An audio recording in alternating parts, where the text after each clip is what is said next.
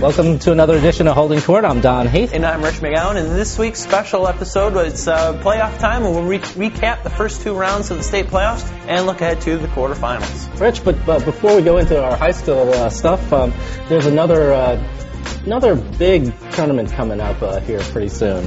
College tournament. Yes. And it's March Madness. And actually on our Savannah Now website, go to savannahnow.com/March Madness. We'll have playoff brackets for the college enthusiasts and chance of winning $100 That's right. million. $100 million. Fill out a perfect bracket and you'll be entered to win the big cash bonus.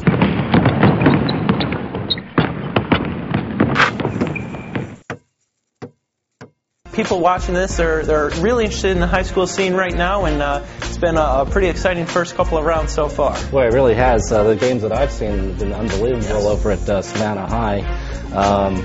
The Blue Jackets now have won 14 in a row, and the last two are by the skin of their teeth. Yeah, they defeated Creekside 51-49 in overtime, had to rally in that game, and blew a big lead, came back, and then rallied to beat Coffee on Wednesday night, 67-65, and they're to be playing Westlake. Yes, I mean that winning streak is going to be put to the test this week. To the test. It's a tall order, you might say, against Westlake. Westlake has a 6'9" center, two 6'8" players, and that's not even the guy that's going on to play college ball, which is 6'6" Javorius Bryant, who's going to the Fincook. And the Blue Jackets' biggest player, Curly Wahlberg, is all of 6'3". Curly Wahlberg is 6'3" in the elevator shoes. That's right. So, handicap the Blue Jackets' chances for us. I mean, how much of a realistic shot do they have? Well, here? they play big. Kari Wahlberg is a force inside, and he's held his own against the Groves big men all season. Mm-hmm. And they play hard, and there's really they think they can win. So that's half the battle right there. Okay. And that game, of course, is being played Saturday night at Fort Valley State, and at 8:30 p.m. Also playing that night, right before that game, actually, the Beach girls are in the quarterfinals, and Beach will be playing Westlake. And I tell you what, Beach is playing really well right now. But Westlake is a dynamo of a team. They're 27-1. Their only loss came in a tournament they played in Hawaii over the Christmas holidays. They lost to a team in Hawaii. They beat a team from Australia, the Australian national team, I believe it was. This team is just unbelievable. Yeah, 27-1. They've won 16 of their games by 30 more points. They have a 6'4" girl and two 6'2" girls. Defeated defending state champion Stevenson in the last round, 58-51. Yeah, that's a tall task. Another tall task for one of our local teams. Yes. On the plus side, Beach is playing very well, and Monique Willis has really stepped up her game, and she's one of the most exciting point guards that you'll see in the state, probably. And we'll have to see what a good point guard can do against big girls. She's a fantastic player, but she and Kalia Watson, I think, are going to probably have to have the games of their lives for Beach to have a shot at this. Westlake is just such a solid team all the way around. It is a tough task indeed. Saturday at Fort Valley State, the first game of the day at 4 o'clock. The Bradwell Institute girls are making their first appearance in the quarterfinals since they made a Final Four trip back in 2003. Yeah, no easy chore for them either. No. They'll be playing Redan, which is 24-0. Redan went to the finals last year before losing to Stevenson.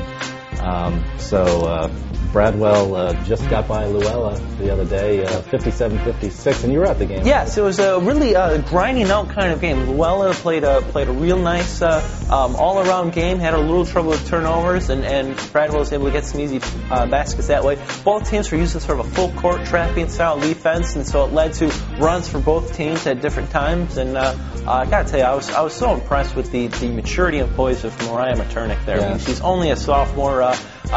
Could work on her shot just a little bit. She took some shots that just weren't falling for her. I mean, if she gets that shot consistently to go down, she's going to be a heck of a player. Yeah, we talked about that the other day. She handles the ball so well, sees the court amazingly. It's incredible. She's only a sophomore. And just a sophomore. And that team has some parts. They're 4 deep that can score. Nice role players coming off the bench. Yeah, so that's Faye Baker was the coach of the year in the region. So. And for good reason. And so that takes care of the quarterfinals being played at Fort Valley on Saturday. But we cannot forget the Savannah Country Day girls. They play Friday night at Columbus State University.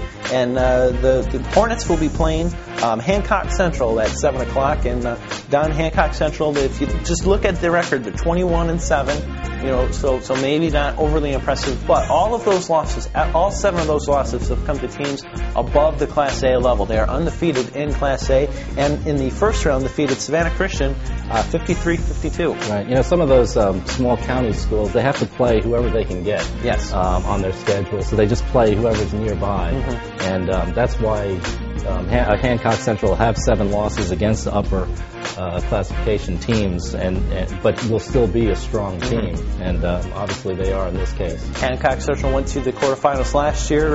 Their biggest player is only 5'9", so it's their place in the Country Days game. They're not a big team either. Hancock Central has 3 seniors, 6 freshmen on the roster. 6 freshmen on the roster. So it'll be interesting to see if how much of that big game experience they have back, and how many of those freshmen are going to see court time. The Hancock Central's poise that they demonstrate Friday night could be very a big key to this game, because we know Country Day has those 4 seniors that they're going to ride all the way to the end. Don, let's talk a little bit. There's been a couple somewhat surprising losses. The Calvary Day girls lost a thriller the other night to Randolph Clay, so the defending Class A champs are out. And the Calvary Day boys gave a heck of a run at it last night against Wilcox County, but just wasn't enough to cut it to 1 point with less than a minute to go. But the Cavaliers, both teams, had very nice seasons, but now they've come to an end. Yeah, Calvary's girls had to make that long trip to Randolph Clay. I think 255 miles. And, you try to do everything you can to minimize the effect of a long trip, but at the end, you're getting off a bus. Playing on somebody else's home court. And you're playing a game of basketball where you need your legs, and that really kills you. Absolutely. And the Calvary Day boys, I said, a heck of a job this year. I think at the start of the season, if somebody had told us, Country Day boys would have been region champions and gone to the Sweet 16 with a great shot to go to the Elite 8, I'm not sure we would have necessarily bought that. No, they went a long ways. Jason Shell did a good job with a young team, and has some of those guys back, the guards back, right? Yes, they do. George Turner and Mark Jones, I have to think, learned a lot last night, and really I think they've just grown an incredible amount since the start of the season. George Turner, I think, is going to be one of the top point guards coming back in all the area next year. Calvary, they're losing Cody Patch, but they're bringing a lot back. Let's do some picks here real quick. Okay. Who do you like to... Do any of our local teams have a shot at the Final Four in your mind? Well, I think the Country Day girls look like they would have the best chance. I agree with that. Our 5A teams are it's underdogs, but stranger things have happened. Absolutely. So I think we're both in agreement. Country Day girls have the best shot, and if any of the 5A teams get there, they'll be playing with house money from then on. But Don, thanks so much. It's been a lot of fun being here with you today. Be sure to check back here next week for another edition of Holding Court. I'm Rich McGowan. And I'm Don Heath. Thanks a lot.